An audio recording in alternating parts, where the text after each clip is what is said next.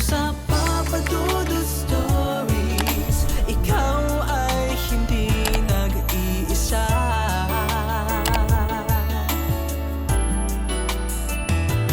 Dito sa Papa Dudut Stories, may nagmamahal sa'yo.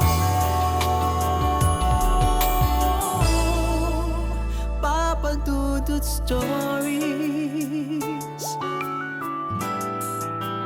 Papa Dudut Papa Dudut. Sa lahat po ng mga nakatutok ngayon, huwag pong kalimutan mag-like, mag-share at mag-subscribe. Maraming salamat po sa inyong lahat.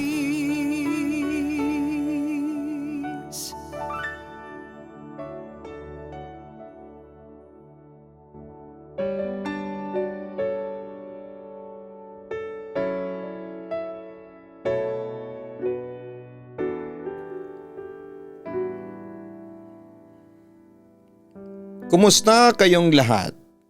Tawagin niyo na lamang po ako sa pangalang Rigor, isang registered nurse at nagwo-work ako ngayon sa isang private hospital dito sa Makati City. Madalas akong nakikinig sa channel mo lalo na kapag vacant ko o pauwi na ako sa trabaho. At ang paborito kong pakinggan ay ang mga horror stories. Siya nga pala isang tunay na horror story ang isi-share ko sa inyo. Nursing student pa ako that time. Second semester year 2015 to be specific. Special duty namin yon kasi kulang na kami sa mga cases at graduating din kami. Napunta kami sa isang secondary hospital. Hindi masyadong malaki nor maliit. Private at medyo konti lang ang tao. 7 p.m. hanggang 7 a.m. ang duty namin, so may baon pang picnic set ang groupmates ko dahil food trip lang din ang ginagawa namin dahil naka-standby lang kami kung may magiging case or wala sa operating room. Papadudot 6 lang kami sa group that time. 4 na babae tapos ay 2 kaming lalaki. So syempre, may sariling chika minute lagi ang mga babae. Tapos kami ng tropa ko ay nakatunganga lang doon sa nursing station. Katabi ng station yung nursery para sa mga newborn child. Doon din kasi yung viewing area. Sinasara nila yon pagdating ng 11 p.m. tapos ay minomonitor namin yung vital signs ng mga baby every 30 minutes para lamang masabi na may ginagawa kami. Bilang mahilig sa mga sanggol at hindi naman ako nakakatulog kapag duty, sabi ko sa kanila, ako na lamang ang gagawa noon. So yun na nga, nagawa ko na yung rounds ko twice and looking forward for my next rounds. Nung pagpasok ko sa pintuan ay may nakita akong taong nakatalikod. Tansya ko ay nasa 5 feet 9 inches ang height. At tinahawakan yung mga bata. Walang ibang entrance kundi yung sa tabi lamang ng nurse station. Bigla siyang humarap sa akin at nung nakita ko na, nanginig ang buong katawan ko sa sobrang takot. Let me describe his face. Bilugan ang mga mata pero walang white parts. Purong black lang tapos yung lips niya. Nakanganga na katulad nung kalaban ni Spider-Man na si Venom. Without the saliva and tongue sticking out. Ang tagal niyang nakatitig sa akin at ako ay napanganga na lang. Hindi ko nagawang kumilos sa sobrang takot. Galit na galit yung titig niya at tipong gusto pang kainin yung bata. Natameme ako. Tapos pagkurap ko ng mata ko, nawala na yung nilalang. Kasi naman ay para akong sinikmuraan at kinapos ako ng hangin dahil sa nakita ko. Alam ko kasing matatakotin yung mga groupmates ko, so hindi ko na kaagad sinabi sa kanila. Kaya tumalikod na lamang ako at tinawag ko na lamang yung tropa ko na nasa station para may kasama na akong mag-rounds. After that ay lumipat kami ng pwesto. May 2 bed sa recovery room. Natulog yung kasama ko, ako naman ay nagpapaantok lang. Tapos yung mga babae nandun sa dressing room at nagkwekwentuhan. Mula sa pwesto ko ay tanaw ko yung entrance, yung nurses station at yung dressing room. Papadudot, nagulat ako nang may nakita akong batang babae na nakasuot ng medyo dirty white na dress tapos ay nakatayo lang siya sa harapan ng dressing room. At parang nakikinig sa usapan ng mga groupmates ko. Lumilinaw yung image niya habang tinititigan ko siya nang bigla siyang humarap sa direksyon ko kung nasaan ako. Buti na lamang at hindi katulad nung una. Maputla lang yung bata, around 7 to 9 years old tapos ay payat na payat. Tumingin lamang siya sa akin na mukhang worried tapos ay tumingin ulit sa dressing room at biglang nawala. Peaceful yung mukha niya at nakaramdam ako ng ginhawa. Nabawasan pa nga yung takot ko. Hindi nagtagal ay pinalabas kami ng OR at kumain muna sandali. Tahimik lang ako the whole moment noong papunta kami ng canteen ng ospital. On way there, may nakita na naman ako. Matandang lalaki na naglilinis. Janitor ba kamo? Siguro, pero nakasuot ng malaking sombrero na parang magsasaka. At nakayapak lamang at medyo duguan pa. Tapos ay biglang nawala. Natakot ba ako? Hindi na. Intense na yung una kong na-experience. Natapos na yung break namin tapos dumiretso kami lahat sa nursery. Na ang katabi isang maliit na room na lagayan ng mga cleaning materials. At pagtingin ko doon ay may white lady naman. Nagulat ako at napatras. Buti at nagpahuli akong pumasok so hindi nakita ng groupmates ko ang nangyari. Matatakot din sila at mas malaking problema. Around 5 a.m. kinausap kami bigla ng clinical instructor namin. At nagulat ako nang biglang nagtanong ng sino sa inyo ang nakakakita dito ng multo. Since nagtanong ay sumagot na lamang ako. Noong ko nalaman na may mga residente talagang multo yung ospital. Si janitor dating magsasaka. Dahil dating taniman yung lupa ang kinakatayuan ng ospital. Yung white lady rape victim ay tinapon ang bangkay doon. Yung bata anak ng may-ari ng bahay na ang pwesto ay yung mismong ospital na yon. May lung cancer yung bata kaya pala payat. Dinescribe ko muna lahat ng nakita ko tapos ay sinuportahan ng clinical instructor ko.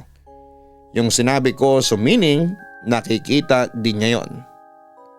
After kong i-describe yung tatlo, nagtanong siya, nang yun lang ba? Doon ko na dinescribe yung demonyong nakita ko. Nakita na din pala niya yun. Drinawin ko pa nga para makita ng mga groupmates ko at doon sila nag-iyakan sa sobrang takot. After kong i-drawing ay sinunog ko din after. Baka sumama pa sa akin hanggang bahay namin. Dati yung batang babae nasa second and third floor nakatambay. Nung dumating yung demonyo, lumipat siya sa baba. Siya pala yung guardian ng second floor at pinoprotektahan niya kami. Kaya pala peaceful ang tingin ko sa kanya. Kung may demonyo pala dito sa ospital, ano na lang kaya ang mangyayari sa mga kaluluwa ng mga namatay na pasyente dito sa ospital? Bigla kong tanong. Yan ang hindi natin alam. Ang alam ko lang ilang beses na ang pinablesenga ng ospital na ito. Pero hindi talaga mawala-wala ang mga masasamang elemento. At sabi pa ng clinical instructor namin na siyang ikinabahala ko. May mga pasyente daw ang nagrereklamo o nagsusumbong sa mga doktor at nurse na nakikita nila yung demonyong nakita ko. At karamihan daw sa mga nakakakitang pasyente ay hindi na raw nakakauwi pa ng buhay. Kinilabutan ako nang marinig ko yon, Papa Dudut. Samantala ay hindi doon nagtatapos ang nakakagulat at nakakatakot na karanasan ko sa ospital na yon.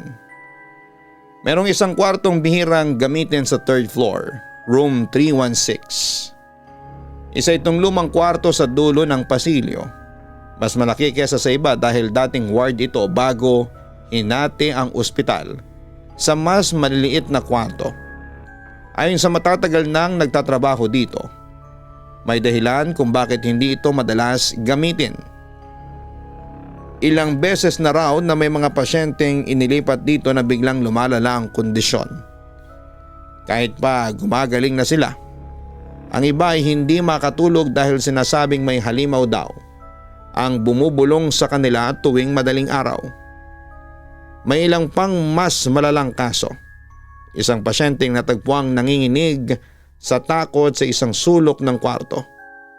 Hindi na nagsalita kahit kailan. At isa pang nagpakamatay sa loob mismo ng kwarto. Pero ang pinakakinakatakutan ay ang palaging bumabalik na babala. Huwag mong bubuksan ang kurtina. Papadudot, akala ko noon ay imbento lamang ng staff ang kwentong ito para takutin ang bagong empleyado at OJT na katulad ko. Pero isang gabi, isang matandang babae ang dinala sa ospital. Walang kasama, walang kahit na anong pagkakakilanlang. Dinala siya sa ER dahil sa pananakit ng dibdib. Pero nang matapos ang pagsusuri ay wala namang nakita ang doktor na seryosong sakit. Mahina siya pero stable. Ang problema ay puno ang ibang kwarto kaya't napilitang kaming ilagay siya sa room 316. Ayaw ko sana pero wala akong magawa. Sa kabilang banda, tahimik lang siyang nakahiga, nakatalikod sa akin at nakabalot ng puting kumot. Hindi siya nagsasalita at hindi kumikibo. Parang hindi man lang gumagalaw. Ang tanging bagay na bumabagabag sa akin ay ang medical chart niya. Walang pangalan, walang impormasyon. Walang anuman maliban sa isang sulat kamay na babala sa itaas. Huwag mong bubuksan ang kurtina. Napalunok ako. Ang kurtina sa paligid ng kama niya ay nakatakip ng buo at para bang sinadyang itago siya sa likod nito. Sinilip ko ang paa niya sa ilalim at nandun siya. Sinabi ko sa sarili kong baka lumang chart lamang ito at hindi na napalitan. Pero hindi ko maiwasang mapaisip. Papadudot, bandang 3:00 ng madaling araw habang nag-iikot ako sa ospital. Nadaanan ko ang room 316. Tahimik pa rin sa loob pero napansin kong nakabukas ng bahagya ang pinto. Sa loob ay kitang-kita ko ang kurtinang bumabalot sa kama ng pasyente. Bahagyang umuuga at tila may gumagalaw sa loob. Lumamig ang hangin at nagsimulang bumigat ang pakiramdam ko. Hindi ko alam kung ano ang nagtulak sa akin pero lumapit ako. Dahan-dahan kong inilapit ang kamay ko sa kurtina at biglang may malamig na hangin na dumaan sa bato ko. Kasabay ng mahina at basag-basag na boses. Huwag mong bubuksan. Nanigas ako. Gusto kong tumakbo pero hindi ako makagalaw. Hindi ko alam kung boses ng pasyente yon, pero parang hindi galing sa kanya. Parang masyadong malalim. Masyadong basag at masyadong malapit sa tenga ko. Nagsisimula na akong pawisan nang biglang may kamay na lumabas mula sa ilalim ng kurtina. Payat, mahaba ang mga daliri, nangingitim ang mga kuko. Napaatras ako at napasigaw. Natumba sa sahig. Sa takot ay mabilis akong gumapang papalayo pero hindi ako makatingin ng diretsyo. Hindi ko alam kung ano ang nasa loob ng kurtinang yon pero alam kong hindi dapat ako nandun. Narinig ko ang tunog ng kama para bang may gumagalaw mula sa loob. Dali-dali akong tumayo at tumakbo palabas. Tinawag ang ibang nurse. Bumalik kami sa room 316. At nang dahan-dahan namin buksan ang kurtina ay walang laman ang kama. Wala ang matandang babae. Wala ang kamay. Wala kahit na anong bakas ng may humiga roon. Pero ang pinaka nakakatakot, ang medical chart na naiwan sa kama ay may bagong nakasulat sa itaas. Gamit ang duguang sulat kamay. Sinabi kong huwag mong bubuksan. Para akong magkakasakit ng araw na yon, Papa Dudut. Kahit na ilang beses na nilang tinangka akong pakalmahin ay hindi talaga umuobra. Nanginginig talaga ako sa takot noon, Papa Dudut, kaya pinauwi nila ako ng maaga at hindi ako pumasok kinabukasan kasi sobrang taas ng lagnat ko. Sa kabilang banda ay dinalaw ako ng clinical instructor namin sa bahay ko since iisang kalye lamang kami nakatira. Kinausap niya ako at ang mama ko. At doon ay sinabi niya na nasa room 316 talaga nang gagaling ang demonyong nakita ko sa nursery noon. Yung nakita ko raw na kamay ay kamay daw yon ng demonyo.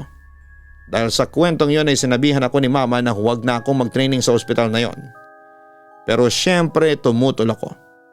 Graduating na ako sa susunod na buwan kaya kailangang matapos ko na ang training sa lalong madaling panahon. Sa huli pinayuhan ako ng CI namin na bago ako pumasok sa ospital ay dumaan daw muna ako sa simbahan at magdasal ng taimtim at humingi ng gabay sa Panginoon.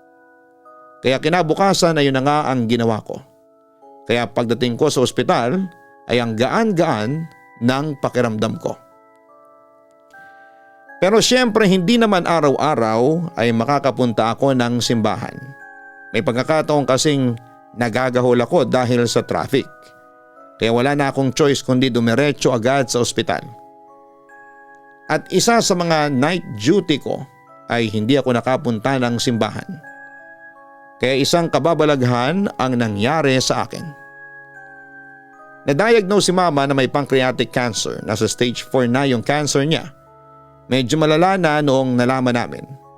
Halos lahat po kaming magkakapatid ay umiiyak noon. Hindi kasi kami makapaniwala na ganon lang kami kabilis gulatin ng masamang balita. Umuwi si mama galing sa Maynila matapos niyang humingi ng second opinion sa iba't ibang doktor. Pero ganon pa rin ang naging resulta ng mga test niya. Mula noon ay lagi nang nakakonfine si mama sa ospital na nakasanayan niya. Pero nung huli, na-confine siya sa ospital kung saan ako nagtitraining. Kinabahan ako kasi sa room 314 siya na ilagay noon. At dahil malapit lamang ito sa kinakatakutang room 316, palagi akong bumibisita sa kanya doon sa ospital. Hindi kasi basta-basta pwedeng magbantay ang mga kapatid ko sa kanya sa ospital. Isa lang ang allowed. Isang beses dinalaw ko si mama kasama niya noon ang Kuya Rob ko na nagbabantay sa kanya. Agad ko silang kinumusta at agad na nagkwento si mama sa akin na itong si Kuya Rob ko ay nakakita daw ng multo, batang babae sa second floor. Huwag kang mag-alala Kuya Rob, mabait yung batang babaeng yon, hindi niya kayo sasaktan, sabi ko sa kapatid ko. Hindi nga ako natakot nung nakita ko siya. Pero alam ko na sa point na yon multo siya, wika pa nito. Pero nag-alala ako sa inyo. Ikaw Kuya Rob, kahit na anong mangyari ha, huwag kang dadaan sa room 316. Mas matindi ang makikita mong multo doon. May sa demonyo, babala ako sa kanya. Nakakatakot naman pala dito Rigor, sabi ni mama sa akin. Kaya nga sinabi ko sa inyo noon na huwag kayong magpa-confine dito sa ospital na ito. Maraming kababalaghan na nangyayari dito. Kwento ko sa kanila. Samantala'y nakatanggap ako ng text message mula sa head nurse namin na kailangan daw ako sa ER kaya nagmamadali akong lumabas at nagtungo sa elevator para makababa. Pagsakay ko ng elevator ay may nakasabay akong dalawang babae. Isang mga 50 years old na yung edad at yung isa naman ay 15 anyos siguro.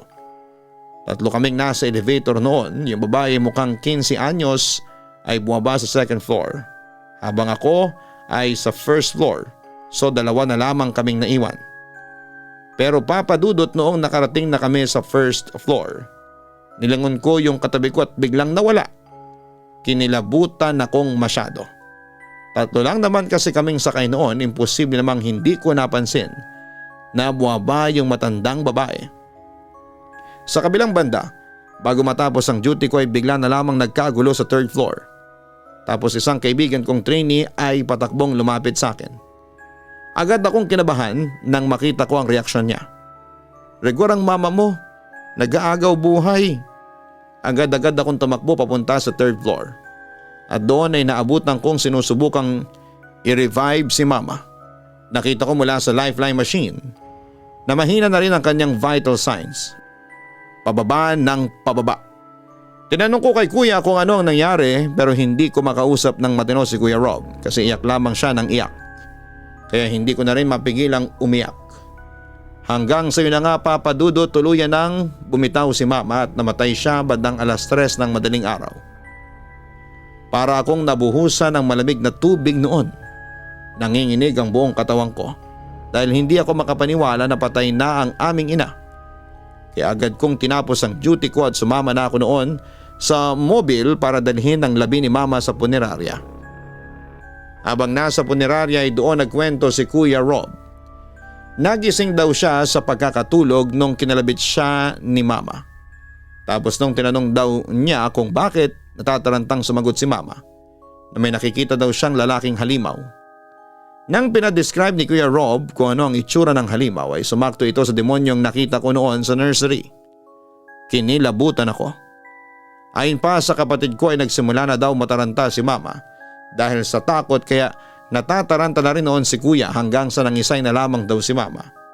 At yun na nga, binawian na ng buhay. Pagdating ko sa ospital ay agad na nakiramay sa akin ang mga kapwa ko trainees at mga staff ng ospital. Doon ay naikwento ko sa kanila ang nangyari kay mama. Nagulat naman ako kasi halos lahat sila ay nakita na rin pala ang tinutukoy ko.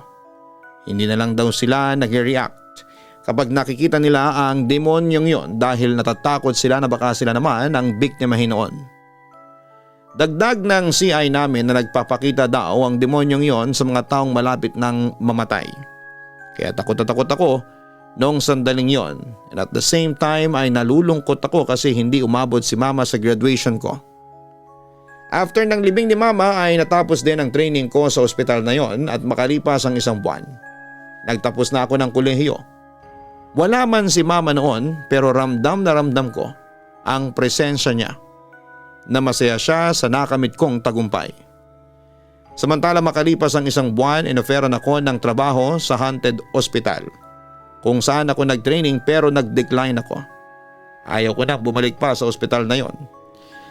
Isang matinding bangungod sa akin na mag-training ako doon dahil kapag naiisip ko yung mga naranasan ko doon ay hindi ko maiwasang matakot. Sa ngayon Papa Dudut ay sa isang ospital na ako sa Makati nag-work. Okay naman, may kaunting kababalaghan pero kaya kong tiisin. At saka hindi na ako nakakalimot na bago ako pumasok sa trabaho ay dumaan muna ng simbahan para magdasal at humingi ng gabay sa Panginoon. Papa Dudut, hanggang dito na lamang po. Maraming salamat at magandang gabi sa inyong lahat. Lubos na gumagalang, Rigor Marcel Bayoneta, RN. Maraming salamat sa iyo Rigor sa pag-share mo ng iyong kwento sa aming programa. Maraming kababalaghan talaga ang nangyayari at nagaganap sa mga ospital. Normal lamang yon. Pero hindi ka sasaktan ng mga yon basta't may panangga ka sa kanila. At yon ay ang paniniwala at pagmamahal mo sa ating Panginoon. Standard na yon na bago tayo umalis o bumiyahe ay magdasal muna tayo sa Diyos at humingi tayo ng gabay sa Kanya. Ilayo niya tayo kamo sa kapahamakan at higit sa lahat ay maging matagumpay tayo sa mga plan natin sa araw na yon. At sakali mang makakita ka ng multo, tandaan mong huwag magpanik. Lihim na mag-usal ng dasal at dahan-dahang umalis sa lugar na yon. Huwag kang magpapakita ng takot kasi diyan sila lumalakas. Kaya mga ka-online, tandaan ninyo na ang mga multo at demonyo ay walang kapangyarihan yan at madali silang matatalo ng pagmamahal ng Diyos sa atin. Huwag kalimutan na mag-like, mag-share at mag-subscribe. Hanapin po ang Kaistorya Horror YouTube channel at ang Gianna Vlogs.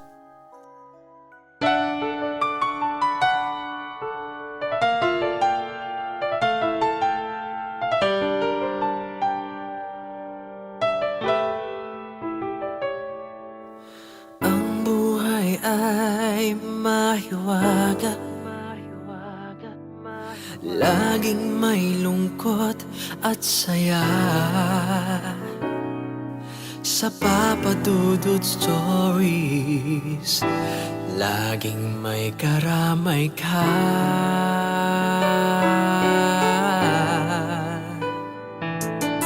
Mga problemang kaibigan, dito ay pakikinggan ka. Sa Papa Dudut Stories, kami ay iyong kasama. Dito sa Papa Dudut Stories, ikaw ay hindi nag-iisa.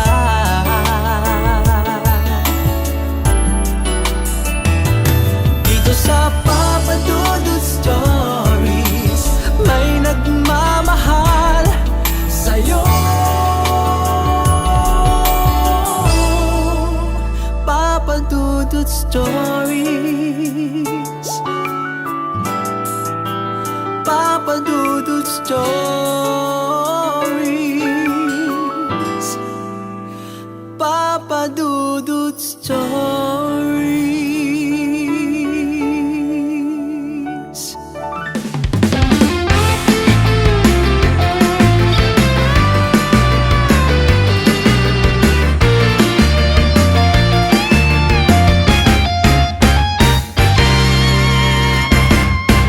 Hanap mo ba'y manok na masarap? Lechon manok na lagi niyong babalik-balikan. Let's go, wag na magpatumpik-tumpik pa. Siguradong enjoy lahat sa kapagkainan. Papa Dudut, lechon manok, iba ang lasa, iba ang sarap.